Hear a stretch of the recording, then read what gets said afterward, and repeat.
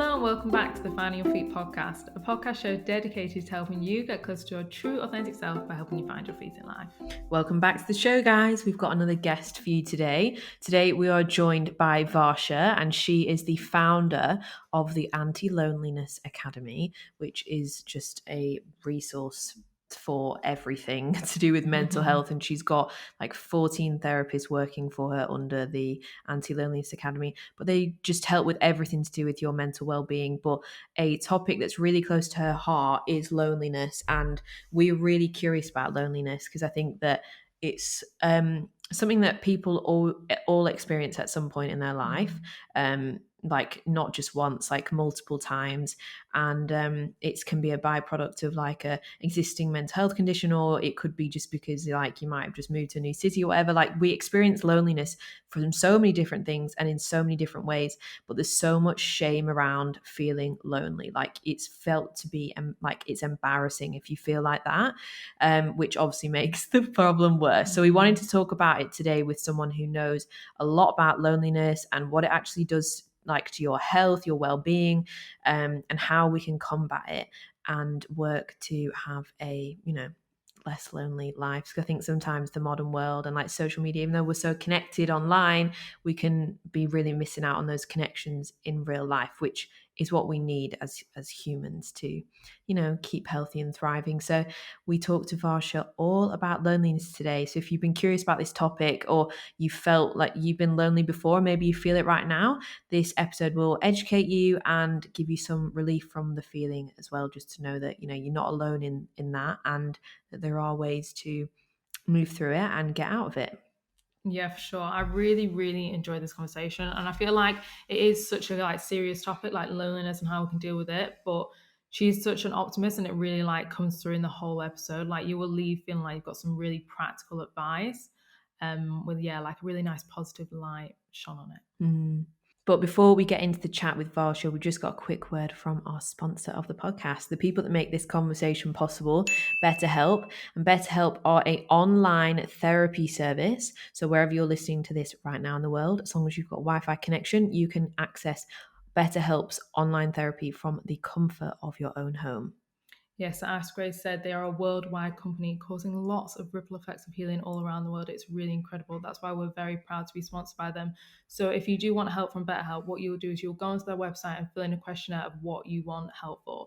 They will then match you with a therapist, and you can start working with them in under 2 days. And once you are set up with your therapist, you can have weekly phone calls, video calls, or even text messages to your therapist whenever you feel like you need the support. Yes, so however you feel comfortable communicating with your therapist, they will work around you. And it's all done from the comfort of your own home. So you don't need to go anywhere, don't need to go and sit in an awkward waiting room, don't need to travel to your appointments. You can just relax at home, feel safe, and get the support and guidance you deserve and need from a professional licensed counsellor. All of BetterHelp's therapists are really highly qualified.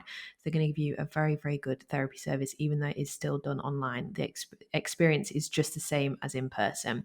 And often the thing that gets in the way of people going to therapy is the financial investment, which is why BetterHelp is amazing, because they are much more affordable than traditional offline counselling. And on top of that, they are giving our listeners a 10% discount off your entire first month of online therapy. So to get this discount, all you need to do is go to the link betterhelp.com/finding your feet. That's betterhelp.com/finding your feet. We've left the link in the show notes. You just go on the link and you fill out the questionnaire like Abby said. It takes about 5-10 minutes to fill that out, and then you're done. You'll get matched with a therapist in 2 days and you can start your therapy journey. So it's as easy as that. But with the discount, it will cost you around £160 for the whole month. So that works out around £40 per therapy session. And me and Abby have done therapy before. We've done it at lots of different places. We've paid lots of different prices. And £40 per session is a really good, affordable price point for therapy. And you're going to get the quality as well from BetterHelp. And if you don't like therapists, you can change. So there's no risk. It's amazing. But if you feel like, do you know what, I've been struggling with loneliness, I need support, because therapy can be the relief as well for feeling lonely, helping you get to the bottom of that feeling and having someone to talk to and open up can be so powerful for getting over that. But if you're struggling with anything like anxiety, depression, or grief, or OCD, or like anything, whatever you're struggling with, there is someone on that platform of BetterHelp that can help you. So if you feel like that's you and you're ready to start your therapy journey, just head to the link in our show notes and you can start to change your life today.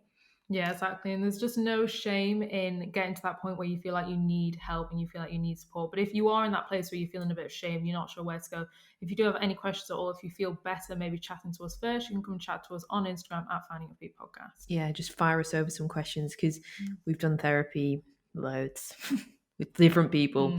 So whatever you want to know, we can answer. But that is all for now. Let's get into the conversation with Vassia.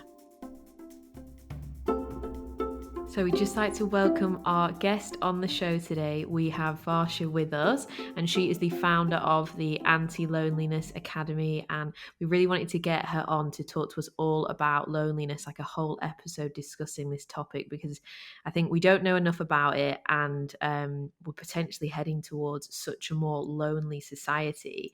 And it's something that we all sort of struggle with, and there's a lot of shame around the feeling of loneliness. So we're very excited to have you on, Vassia, to talk more about it. But so we'd love to know, like, have a little introduction to your career, like what led you to do this work, and why has a focus on fighting loneliness throughout your work been so important for you? Well, thank you very much, first of all, for inviting me here. It's a pleasure to be talking with other people interested in mental health and especially loneliness, because this is a topic which is very close to my heart. I'm a psychologist. I studied psychology in Greece. I did my bachelor and my first master in psychology there. I'm a Greek person, as you can understand from my long last name. And after having worked for a couple of years there, not only in a company but also in my private practice, I decided to do another master in psychology, but this time abroad. So that's why I moved to Leiden in the Netherlands, a beautiful city that I've been living here for already 8 years. Meanwhile, I did, uh, uh, of course, extra trainings as we're supposed to do in psychology, and I'm trained in schema therapy, CBT, cognitive behavior therapy, also emotionally focused therapy, but also grief counseling. And you see the connection between grief counseling and loneliness. It's very much related. So I don't like anything else in my life. I like only being a psychologist. So I have tried different things, but this is where I come back again and again. I love learning about the human psyche. I love digging deeper. I love to understand what is behind our behavior, our triggers, our motives. And this is something related also to my personality, because I used to be a much more introvert person, and as an introvert person, one of my best qualities and skills was to observe people. And the good thing about observing is that you don't judge, you just watch. You just see what is happening in front of you, and you just make notes, mental notes. So this is what I learned to do, when I was a child, and I keep doing it right now in my job. I don't judge. I have somebody in front of me, but I'm curious to find out about this person.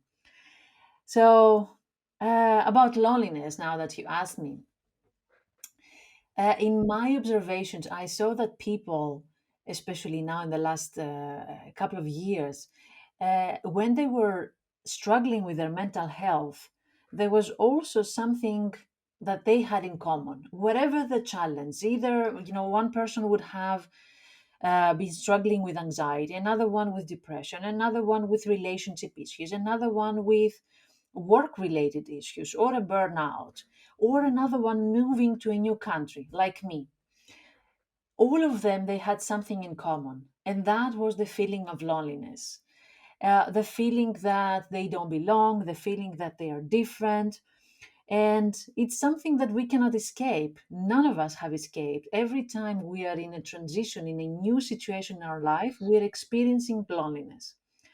So for me, it was interesting, not only the fact that we all experience it, but the fact that we don't dare to talk about it. It's like a taboo. It's like a stigma that if you say I'm feeling lonely, that people will look at you like, hey, what's your problem? Like just go out there, find somebody, or, pick up the phone, which is much more complicated than picking up the phone. But their reaction confirms the fact that it's a taboo and nobody dares to say anything. And especially with social media, because everybody in social media projects this image that they are connected, they have thousands of friends and thousands of likes. So it seems like a strange thing to say that you don't have friends. How come you don't have friends? We have social media and you don't have friends. So that's for me, a topic that I would really like to bring more awareness and to help people voice that, yeah, I still have social media and still I'm feeling lonely. Yeah, I just think so many people experience loneliness like quite a lot in their life, and it is so taboo, which is so weird because it is so common. But if you say, "Oh, I'm feeling kind of lonely," then it's like it's like seemed to be like a bit shameful, like you should be embarrassed that you feel that way, and which obviously then makes people isolate even further because then they won't even talk about how they're feeling. And it's really important to obviously talk to people about how you feel and open up, especially when you're not feeling great, because if you bottle things up, like it just makes it worse. So actually the shame of loneliness and like the taboo in society, right, actually makes people like isolate further, which makes the problem even worse. So it's great that we can sit here and chat about this today and hopefully help a lot of people that are going to Yeah. be listening to this episode. But I think people interpret loneliness in so many different ways and they give it their own meaning. Like some people think, oh, you hang out by yourself all the time, you're sitting in a coffee shop reading a book by yourself, you're so lonely, when actually that person might not be. Or and sometimes people feel lonely even in a room full of people. Like a lot of people have very different interpretations of it, but you're obviously like an expert on the subject. You know so much about it. How do you define loneliness? Like what actually is it? Yes, you're really right about that. Many people think that when you're, having lunch in the cafeteria by yourself, that you're a lonely person. But actually, that is not true necessarily. You can have a person being alone, either at, like a restaurant or at home, and still not feeling lonely, still feeling very much connected to themselves and to their environment. And you can have a person who is among 10, 100 people and still feel utterly disconnected and lonely. So for me, there are two parts in the definition of loneliness. The first part is that we are feeling disconnected from others. We're feeling ostracized sometimes, as if we don't belong in a group of people, as if we are not understood, we're not validated, as if we're too different, and in some cases we feel too weird in comparison to other people, and that's why we feel that we cannot open up, we cannot approach them, or we feel that we will be a burden if we talk to somebody else. That's a lot of loneliness if we feel that we will be a burden to somebody else. So it makes us feel like an alien. And I can speak also specifically about um, specific categories of people, like, for example, immigrants that they change their country and they start living in a new country, or people that they belong in a minority community, like, for example, people from the LGBTQ community. They feel that they're too different. They feel that they don't belong in this society, in this community. It's really difficult for them to find their way and to speak up for whatever they need in this community. So that's one part, the disconnecting from others. The other part is sometimes we're feeling lonely because we're disconnected from ourselves, which means that we don't recognize who we are anymore. Maybe we're going through an existential crisis. Maybe we are going through a transformational phase in our life, but we don't recognize us anymore. Like you have heard people saying, it's not me. I used to be a different person. And this is not me, what's happening right now. I'm in this relationship, but this is not who I want to be or who I used to be at the beginning of this relationship. So you see that still you're in a relationship, but still you're feeling very lonely. Or in other cases, the disconnection from ourselves is not only that we don't recognize ourselves, but we don't like ourselves. So in these cases, we're talking about people that they are struggling with anxiety or depression, and there are a lot of negative self self beliefs, self talk, self thoughts uh, from people that they are struggling with anxiety or depression. So this is when our inner critic is really harsh, really loud in our head, and all this hate and anger that we have and criticism we have, we are addressing it and directing it to ourselves. That's also very lonely. Mm. That's so interesting. I'm glad you broke it down that way, because I think a lot of the time when we do experience loneliness, we can think, well, why do I feel lonely? I'm surrounded by people. But we talk a lot on this podcast as well about like self love and like self worth. And I think it comes a lot back to that. Like when you feel like you're lonely from yourself, it's like, how are you actually treating yourself? How are you speaking to yourself? So if you're not speaking to yourself in a nice manner, then you probably are going to feel lonely because you've got no support behind you. So thank you for Yes. explaining that. Um, we wanted to ask on this topic of loneliness if you've actually noticed a shift recently, because obviously within the world there's more like technology developing, more and more jobs are becoming online, and then as of course with the pandemic as well, so many people are working from home. And at first everyone was like, oh, we work from home, but as time's gone on, it's like we're really thinking, are we going to notice like a big aftershock of this? Like, are we going to notice that everyone has actually become more lonely than ever? Have you noticed within your work there's been like a huge shift? And if there has, are you like thinking anyway, like how are we going to get around this? Like, do you have like any plans for the future? Thinking how is this actually going to affect people in the long run? Yes, you're right. There has been a rise in the numbers of loneliness, and this is something that I also observe through my work. We are at a critical point, and what I mean with that is that yes, we are more lonely than ever, even though we are in the most technologically connected era ever. Even though we have millions ways to connect with others, we are more lonely than ever. And social media, of course, is holding a part of this responsibility.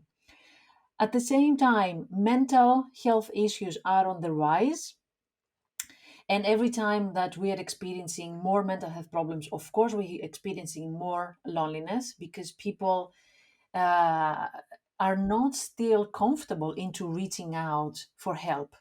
You may struggle with your mental health, but that doesn't mean that you immediately reach out to a psychologist or to your mental health system and seek for help. There's a space in between that it's a lot of there's a lot of loneliness. Also, you mentioned pandemic, and that was a period where we were deprived of one of our core emotional needs, which was the need for connection, the need to see people, to talk, to socialize. We're social beings. We cannot survive without socializing. So we were deprived of that. And on top of all the other stress and the anxiety and grief, because people experience grief during the pandemic, either they had some specific loss in their family or environment, or because of listening to all these things that were happening around them. And that also caused trauma in our life to resurface. We were triggered more easily. We were more time by ourselves with our thoughts, with our past, and all the things that keep us awake in the night. So, on top of that, knowing that life is always very demanding and we're constantly triggered, so it is a critical point for sure. And we're experiencing more loneliness. On the other side, because I'm also optimistic, it is an era where there's more awareness. I am in Instagram and social media, and I can see so many people talking about mental health, providing support, providing tools, resources for each other. So even if you cannot afford a therapist, for example, you can get help online, or you can get resources very easily. So for me, that counterbalances the negative impact that we said in the beginning. That's the light, as we say, and we say very often, at the end of the tunnel. more campaigns on mental health, more people talking about mental health. Um, so I think this generation, these years are very important. This generation is the one that will change the mindset that we have in regards to mental health. We're going to learn a lot. We're going to change all these taboos and stigmas are actually changing right now, the moment that we're talking. And uh, and what I've noticed, to be even more specific in regards to my clients at my practice, is that when I started anti-loneliness, and the clients were starting to reach out to me and to ask for therapy sessions, they usually said all the other symptoms, but not loneliness. So they would say, I cannot sleep, or I have anxiety, or I'm feeling overwhelmed, etc. But they will never say, I'm feeling lonely. But as years passed and coming to the present moment, people are just putting it there in their message when they're sending me an email. I'm feeling XYZ, but I'm also feeling really lonely. So the fact that we are ready to admit it, that we're not hiding away from that, is, for me, it's a win. For me, it's something really important, that we're not feeling at least shame about that, about something really normal in our life. Yeah. So on the topic of loneliness being a normal part of the human experience, you share so much content on your Instagram, like really educational posts. And I saw you put one up that was talking about how you can, depending on like your life stage and what you're going through, you might experience loneliness in these situations, like after a breakup, or if you've just moved to a new city, or a relationship change, feeling it from social media, grief, or work, or being a single parent, things like that. These are all things that we all go through at different parts of our lives, and loneliness can come and be a part of that. And we were talking at the beginning of the conversation about how so many people feel embarrassed to feel lonely and feel shameful about it. But so how normal is experiencing loneliness at different parts of our lives, and like where's that line where it becomes a problem from loneliness is just quite normal in that maybe you're in a transition period, you've just moved to a new city, or you've just come out of a relationship you were in for a long time, and those kind of feelings are quite normal. Where's the line cross where then the loneliness is becoming more like chronic, and it's becoming an actual issue that isn't necessarily normal, and is something that you're starting to have to put with long term? Like, how can people sort of identify between the two scenarios there, and know when is like to reach out and get help, or whether to be like, okay, I get it, it's just in this current situation, it's going to pass? Yeah. Well, amazing question. Thank you very much for asking that. So, indeed, there's a difference between one kind of loneliness and the other. So, first of all, loneliness is indeed normal. It's a normal feeling. Maybe it's an uncomfortable feeling, maybe we call it negative feeling, but all feelings, they have a purpose. So imagine that you are going to touch a hot surface. And when you touch it, then your hand sends a message to your brain that it's burning. And because of that message, you are able to remove your hand from this hot surface and don't get even more burned. The same thing with loneliness. Loneliness is a message that something is missing, something hurts in your life. And that's why we feel it, and that's why we don't like what we're feeling, so that we can do something about it. And one of the things that we can do is, first of all, accept loneliness. As you said, there are situations like after a breakup or moving to a new country. It's normal. We don't know the people yet, or we're missing our ex-partner. It's really normal that we feel it. And usually feelings are like guests. They're there for a little bit, but then they will go away and new feelings will come. They're not there forever. They're temporary guests.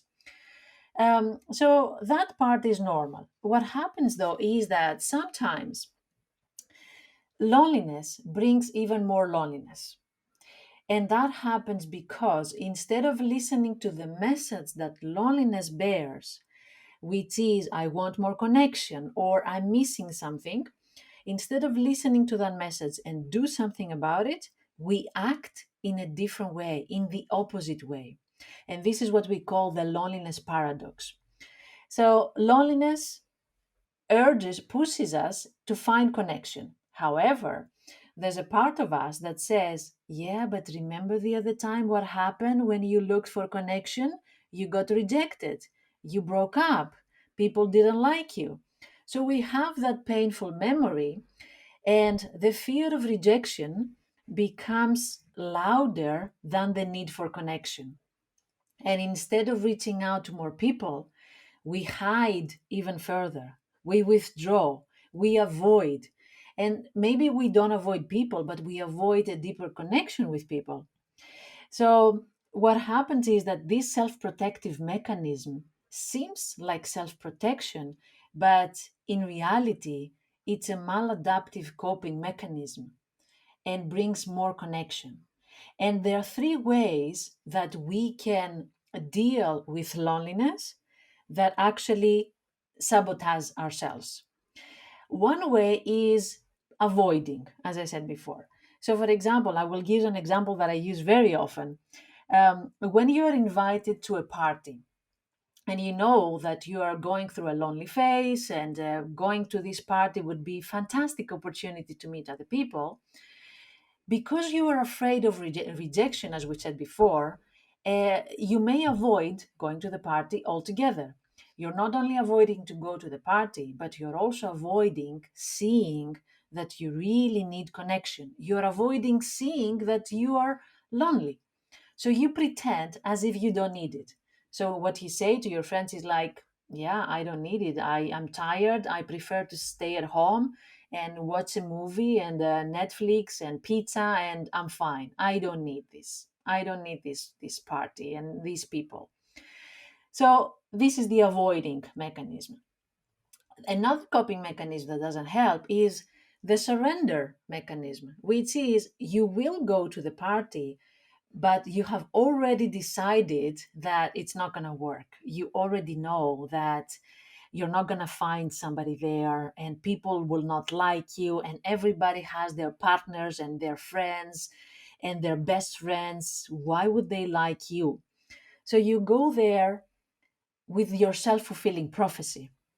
You just stand in the corner, or you just observe people. You don't even bother trying to connect with some of them. You don't even put yourself there, out there, trying to be open and authentic. You're just a silent follower.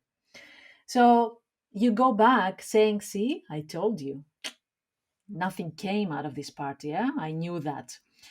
And the third maladaptive, not healthy coping mechanism is the overcompensating. And I've seen that a couple of times. You go to the party, but you want to mingle with every possible group. You want to connect with everybody there. You want to get everybody's number, everybody's Instagram account, everybody's Facebook. You want to WhatsApp everybody. You want to be in every WhatsApp group, which you understand already. This is an over effort. I'm over trying. And actually, I see people as numbers. If I have 100 more people in my agenda tonight, okay, I don't need to be scared of loneliness. At least one of them will stay with me if all of them decide that they don't want to be friends. At least I will have one. But what happens is that you're not authentically connecting with them. You just see them as number. You just see them, as people that silence your loneliness, but only temporarily. And of course, these people, and I know that because I've seen them in my practice, they go back home and they're feeling empty. And you're wondering, how is it possible? You talked to so many people today. You said that you made so many friends, but they know that they didn't make friends. They just tried to silence the loneliness that says, go out, meet people, meet people, meet people. That's the panic talking, not the connection. So this is when you know that loneliness brings more loneliness. This is the people that eventually they come back and say, yeah, but I went to this party and then I met nobody. And I don't have any friends in my life, and my social life is really hurting at this moment. Usually it's not something temporary, it's not a transition, it's not just being a newbie in the city or at your workplace. Usually it's a pattern, it's a behavior that we keep feeding, and we bring more loneliness in our life. I hope it's clear, eh? Yeah. Yeah, no, it is. Um, it sounds like when you start to experience loneliness, like because I always like to think about it as well with like how we used to live, like when we were, cavemen, when we were like would always be in tribes, and how like was required that you stayed in that tribe to stay safe. If you were alone, then you were so much more at risk of death and starving and everything, because that's not how our societies used to function. Whereas obviously now in the modern world we live in such a different way. It's like our brains are like, it's like the panic comes out because our brain is still very wired for that tribal days, more so than it is for the modern world now. So it's like the panic is if like our Hmm. caveman is like, no, you need to be around people to be safe. And um Yeah, yeah, but yeah. yeah, but it sounds like it's connection that is really the sort of cure for loneliness, is that deep connection with another person, rather than like a surface level conversation with someone is not going to fill that sort of void. That you need that connection with others and with yourself. Absolutely. But also like loneliness, I know that there's a lot of research out there about how loneliness can be really damaging to our physical health. Like it's been compared to being equally as damaging as smoking like 15 cigarettes a day, which like really puts it into perspective. But could you share like some insight with us on the impact loneliness actually has on our physical well-being? Yeah, absolutely. We can understand better the impact of loneliness on our mental health if we realize that when you're feeling lonely, you become more mistrustful of others, which means that you're seeing a threat on others. When you meet other people, you have to be cautious around them. You think that maybe there's a hidden agenda. You think that maybe these people pretend that they want to be my friends, but actually they want to harm me. So having these constant reminders in your head is like being under the condition of stress. So you can understand the impact of loneliness. It can resemble the impact of stress. So we experience high blood pressure. Our immune system becomes more weak.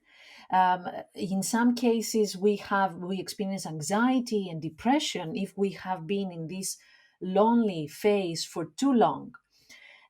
You can also understand from elderly people that they are really lonely, and you can see that they also show signs of weakened cognitive functions. And 50%, there's 50% risk of dementia when we are socially isolated. And I'm talking about for a long period. I'm not talking about the normal loneliness, which is transitional and it's related to a phase in our life. So there's a lot of suffering in our life when we're feeling lonely. And that happens because, of course, we are connected. We are wired for connection. I don't know if you have seen the movie Castaway with Tom Hanks. Yeah, I have. He's isolated in a desert island. There's nobody there. He doesn't have anybody to talk to. So he takes a ball, football, I don't know, something like that, and he creates a human person out of this and starts talking to the ball, which is another sign that we cannot survive without not talking, not connecting. We cannot. We will invent something eventually. We will talk to ourselves, we will talk to objects, but we need that. It's fundamental for our existence, for our survival. So, another thing that I found by Dr. Cole, he says, and I quote him: loneliness may alter the tendency of cells in the immune systems to promote inflammation, which is necessary to help our bodies heal from injury. but inflammation that lasts too long increases the risk of chronic diseases. So you see, our whole body changes.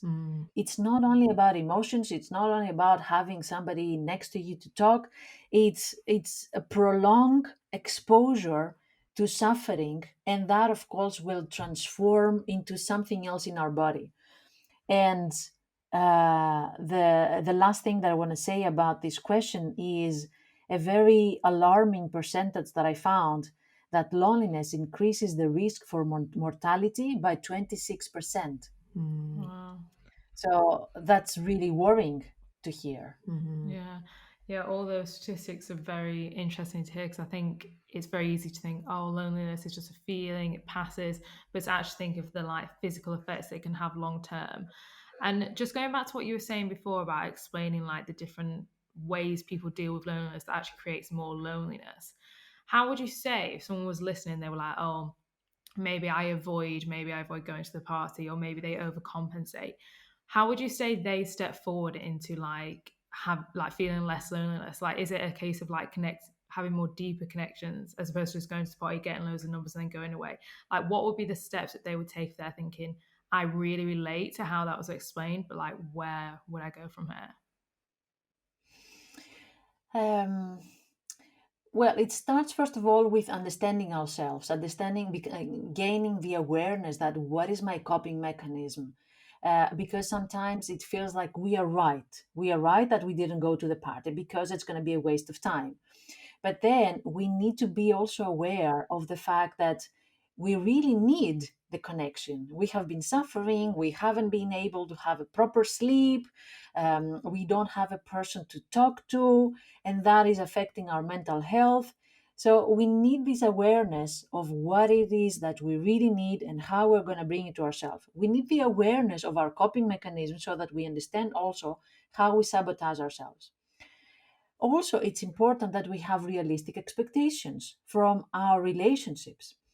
I have heard people, and I'm not talking only about young people, but also people in their midlife years, that they're saying they're really struggling with loneliness, but at the same time, they go one time to an event, to a meetup, and then they stop.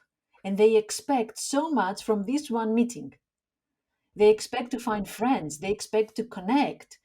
So this is again the coping mechanism that we said. We just go there and expect magic to happen. We're just waiting for people to connect with us in one time, which is not realistic. Relationships are built with time. And we need to be patient. We need to see what we are giving in the relationship instead of expecting the other person to start first, to give first, to take the initiative. And then, of course, what is important is to create safe relationships and to work on our trust, to work on our respect for others, to work on our healthy communication with others. These are all skills that they're necessary. And of course, yeah, if you just meet people only to prove that you are better than them, it's not going to work. That's not connection. That's just comparison. That's our perfectionism talking. Yeah. I keep thinking recently as well that we're heading more and more like each day towards like an individualistic society. Like especially there's in the younger generations and stuff like this sort of real fascination with entrepreneurship and being your own boss, working for yourself, and all that, and it's great because I think there's so many new businesses and new ideas and new incredible, things being created and brought to the world from people thinking in that way. But it's really, really changed like the generation that's grown up now versus like generations of like our parents and stuff that aren't wasn't even that long ago. Like they used to think, oh, I go and get a job and I work in a company and you're there amongst all your colleagues and you're essentially in a tribe. And that's actually, I think, without people realizing, fulfilling a lot of our human need for connection and community and to be in a tribe and feel a part of something and to be seen every day by somebody else and feel like you've got trust with other people. They're on like the same sort of mission as you. Whereas we're all so much more now like going towards this, like, I'm going to work for myself, a personal brand, it's all about me, I'm going to become a millionaire. And but I know it's great to have these big ambitions, but I think that it's really interesting how much this younger generation is a lot more focused on that compared to any other generation before us. So I feel like we're potentially going to lead to a future where there's just so many people living it with that individualistic mindset, and that is really going to affect people's mental and physical well-being. As we've discussed, loneliness really affects your physical health as well. Like, what are your thoughts on this, and like this, where we're heading with this individualistic society? Because I also heard this really interesting study. I can't remember who did it, but it was Johan Hari that was talking about it on a podcast. Obviously, he does a lot of research on the topic of loneliness, and has written a lot of like interesting books about it.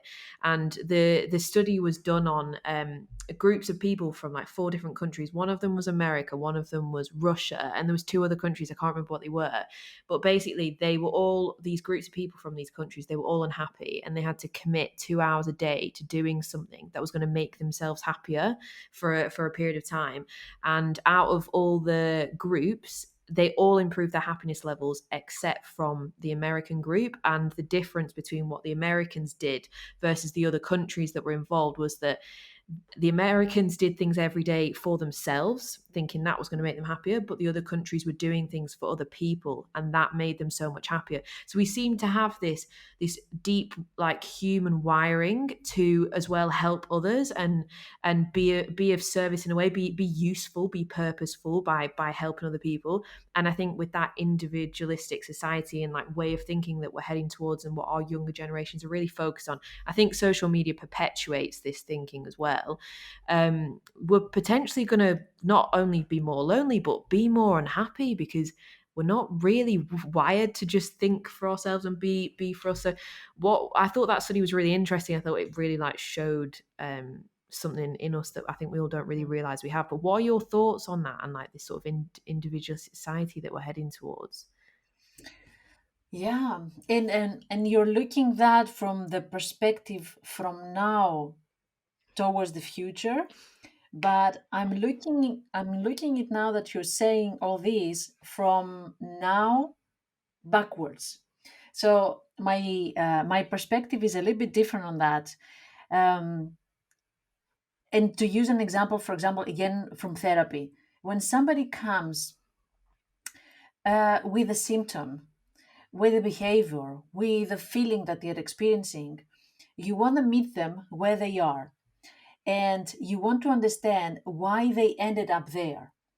So, in all the things that you just said, for me, it's really interesting to understand why we ended up becoming more individualistic. There was some need, probably, that pushed us in order to become like this. It didn't just happen. So, a couple of reasons that I can think of, it can be maybe we had too much of closeness, but I'm talking about the toxic closeness, the no boundaries closeness. We lost our identity in this group identity, and now we're feeling the need to find ourselves. And we can only do that only if we separate ourselves from the group. Also, we're searching for a meaning, we're searching for ourselves, we're looking for something, and that's why we decided to take that route, to take that direction.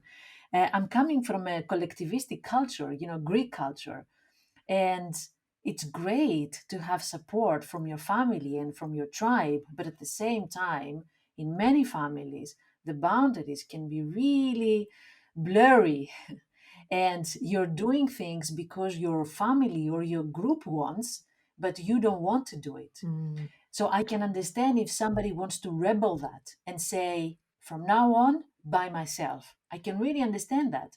So all these reasons, looking for ourselves, looking for our identity, or maybe coming from an environment with confused values, that can lead us into looking into the future through this individualistic perspective. Mm. So that's one part. Why do we ended up where we ended up right now? On the other side, I a word came to my mind, which is a Greek word, and it's homeostasis, which means that we will always have the necessary coping mechanisms for survival. We will always go back to the place where we will figure it out what it is in order to survive. So even though now we feel that we are more self centered, I think when this need gets out of our system and it's met, and we find what we're looking for, we will go back into the healthy medium. We will go back into connecting with our tribe again. We cannot survive without it. So in my head, the scenario is not a very dark and negative scenario that we will end up all alone and nobody will know what's happening next door. Sooner or later we're going to find that again. We will need some time to catch up with our own self, but we will find again the way to connect in a healthy way, because I don't think we knew that so far. Yeah. That's really, really practical and interesting, actually, because I feel like there can be a lot of shame, and that really like reduces the shame of like, oh, maybe I'm not trying to like isolate myself and create my business. Maybe actually I'm in the process of just finding myself, and that's okay. And once I've gone through that process, I can like really come back to my own. And I Yeah. really like that as well, that adjustment of you're always going to go back to it. Because I've definitely done that where I've experienced periods of loneliness and I felt really lost. But I've always like kept in my head, like, you'll always come back to that like feeling, you'll always come back to that community. So I feel like that was a really interesting answer. We really did want to ask you about relationships because I feel like loneliness is a huge, huge thing within relationships. And I think, well, in relationships, when it's not the right one, like a toxic relationship, and then also the other side of it, if someone's experiencing loneliness because they're single, and again, it might not even be that they're lonely, it might be the shame of, oh, you're single, why are you not in a relationship? Mm. And that's actually creating the loneliness.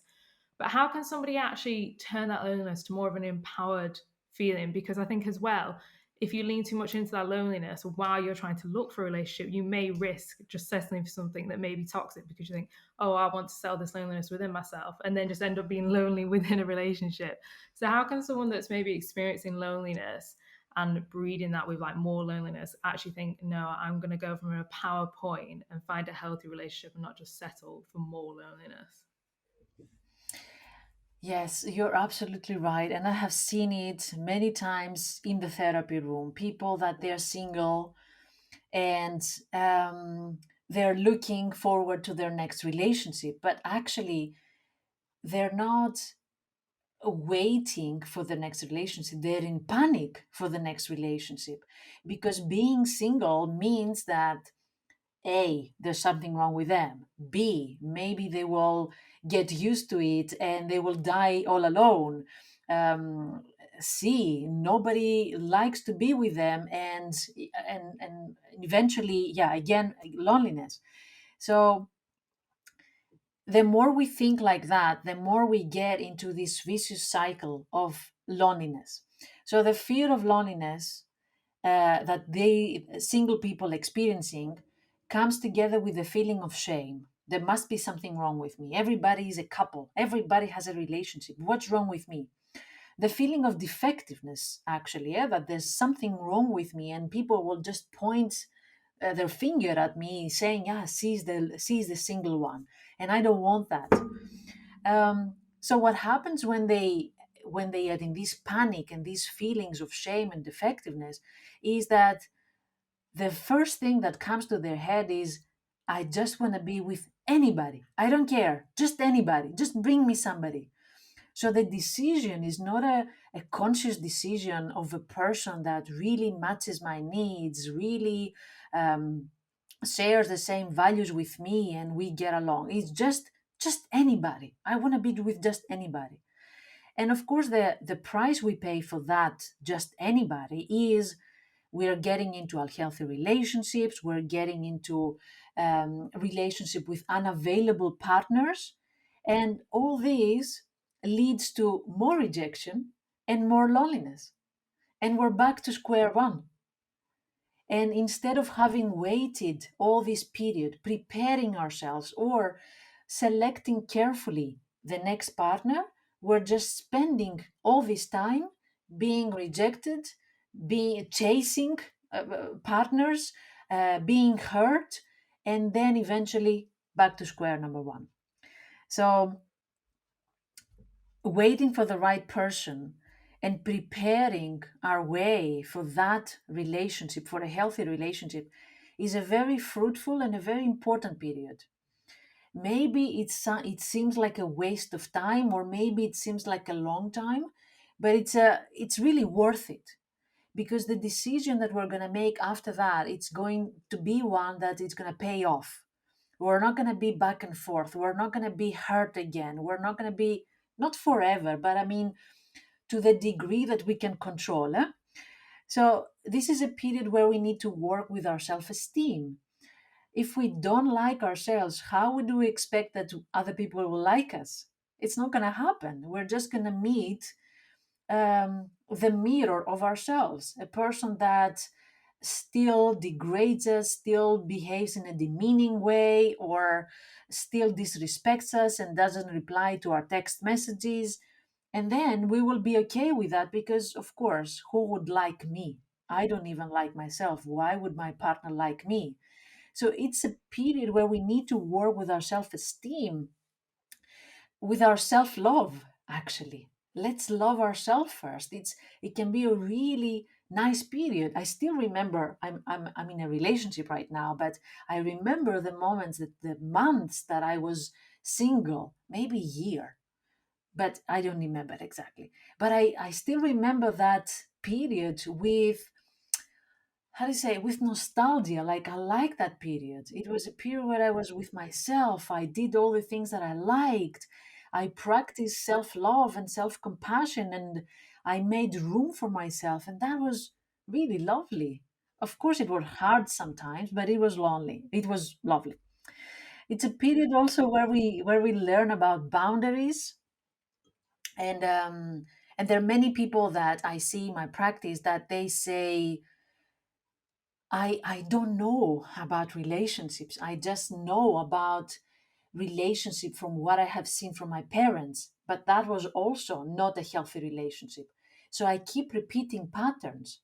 So there are people that they want to learn about boundaries. There are people that they want to learn about healthy communication.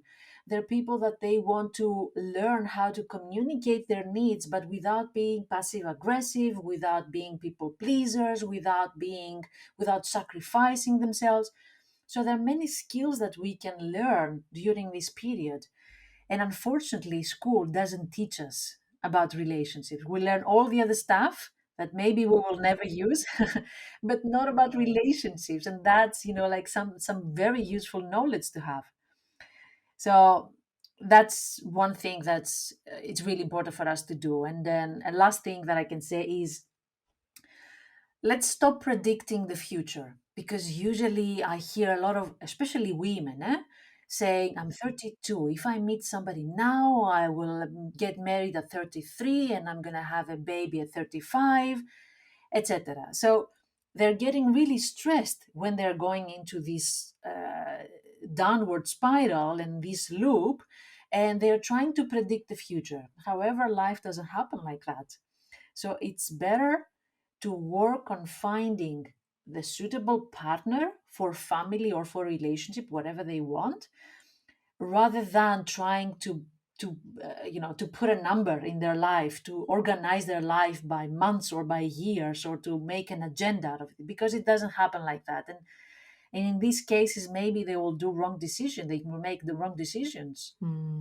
Yeah, I think so many women definitely struggle with extended periods of being single, and then especially when you're approaching like certain ages, like 30, because even though there's absolutely nothing wrong with being single at 30 or later on, there's nothing wrong with it at all. I think it's because we've always been sort of preached that Yeah. biological clock and things like that gets in your head, and then you can just waste those, like you said, you had a really nice time being single. You spend it spending time with yourself, doing things you like. And I think we have a choice when we are single on whether we go down like a path of thinking and behavior that's like panic and downward spiral, and then letting us be filled with self-doubt, and we're single because there's something wrong with us. And then, or we can go the other way and down a path of like looking at it and experiencing it in an empowered way. And actually, we're more attractive when we are having a good time with ourselves. We are projecting that. People see that. Oh my God, you're shining. What's happening with you? Nothing. I'm just, having a good time by myself. And your potential partner would be attracted by what they see.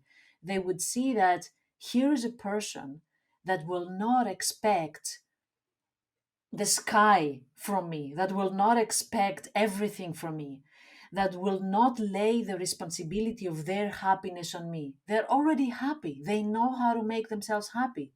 And we will just meet each other and we will create more happiness or more values or more goals, whatever we want to create. But it's a quality that will attract your future partner. Yeah, definitely. Sure. Um, yeah, when you see someone who's sort of thriving and happy in their own company and is Yeah. got different hobbies and things going on, it makes them such a more interesting person as well. And then you're entering into relationships on that level playing field, and you're not putting all your not relying on them so much for, like you said, for your happiness, for so many of your needs, because that's not that another person cannot give you that. Like, that's not what a Yeah. relationship is. So it's always going to end up crumbling if you go in with it with that kind of energy. So you've shared so many great bits of advice about like dealing with loneliness and all the different types of loneliness, and just I think probably making people feel normal and like okay with these feelings. But what is your final bit of advice for anyone that's like suffering with loneliness right now, like whether it's transitional loneliness because they're in a transitional part of their life, or if it's because they are feeling, like they've got some other sort of mental health issue, and loneliness has become a byproduct of that. What are some like immediate steps that they can take to alleviate the feeling?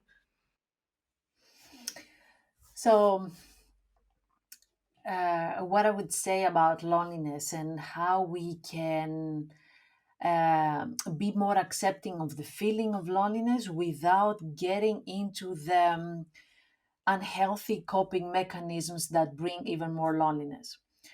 Remember this: the more we grow older, the more relationships we create. And the more relationship we create, the more hurt we carry because some relationship end because we get rejected. So all this burden, we carry it inside us. We're all hurt. We're all wounded. And because of that hurt, that means that we need more time in order to connect and to trust other people. So keep that in mind every time that you are approaching other people and you think that maybe they don't like you, they're not so interested, or maybe they're not making the first step. Keep in mind that they're not doing it because they're not liking you, but because they're going really slowly. They're protecting themselves. They're taking good care of themselves so that they will not get hurt again. So we are all on the same boat here. We're all hurt, and we're trying, to go slowly in relationships. But this is what's happening. Only this. Not that we don't want relationships. We all want relationships, but we want to go carefully and slowly. So keep that in mind. Don't give people only one opportunity. You have only this meeting to become friends with me. Other than this, nothing. We're done. Give it more chance. Give it a second chance.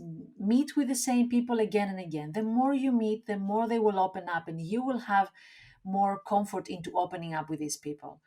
um, Give it a good chance.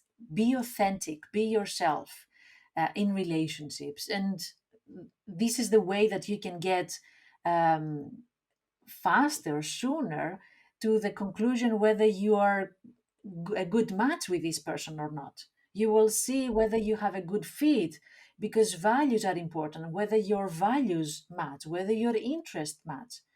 That's what you want to see, not the initial reaction, not the initial, let's say, communication with the other person. That will change as time passes. And of course, the most important thing that I want to say about loneliness is start working on loving yourself. Self-love is the one of the antidotes for loneliness. Loving yourself, which means connecting with yourself. And the second antidote is meaningful, deep, authentic connections. Not just chit chatting, but just, stay there, be authentic, and try to create meaningful relationships with other people. Beautiful. I hope Such that beautiful helps. advice. Yeah, the Yeah. whole conversation has been so interesting and amazing. I'm sure everyone will be able to take something away from it. Sure. So where can everybody find you that's been listening to the conversation today if they want to, learn some more from you and obviously get support from the Anti-Loneliness Academy? I know you've got lots of different resources on your website that people can use. And obviously you've got all the therapists and stuff that work with you as well. So where can everyone find you and sort of get involved in your services? Well, they can find me at antiloneliness.com. And this is where they can find information about therapy and counseling if they want to speak to a professional. There's a team of 14 psychologists working at Anti-Loneliness, so for sure we're going to find somebody who is a good match with you. Also, I have a lot of resources, blog articles about loneliness, about relationships, about self awareness. My own YouTube channel where I post more about loneliness and about mental health and any questions actually that people ask me about self growth and self awareness. And of course, Anti Loneliness Academy, as you mentioned, this is my platform where I create and publish online courses so that people can get some tools and work with themselves. They don't need somebody, all the time to help them and support them. Maybe they're able to help and find all these resources and tools so that they can grow. Amazing. Amazing. Well, thank you so much Yeah, for thank coming on the you. show, Thank you. Varsha, and sharing all your knowledge and your passion for helping people, educate themselves on loneliness and hopefully stop feeling it in their own lives. It's been great to have you on. So thank you so much. Yeah, thank you. Thank you so much. Thank you. Thank you. We hope you enjoyed this chat with Varsha and you learned lots, because we certainly did, and hopefully you feel a little bit less alone and a little bit more educated on the feeling of loneliness if you're suffering with it right now. Yeah, for sure. We really hope you took something away. And even if you heard things and you thought, I have a friend, I have a family member that could really benefit from this, maybe send it to them. And if you really love the episode, we would love if you would leave us an Apple Podcast review, because it really helps with the growth of the podcast. And if you want to get involved in Varsha's services, if you want to use some of the resources from the Anti-Loneliness Academy, we have linked everything in the show notes and her Instagram and everything. So you can go and follow her and check out her website and get involved in her services. But thank you so much for listening, everyone, and we will see you in the next episode. Bye. Bye.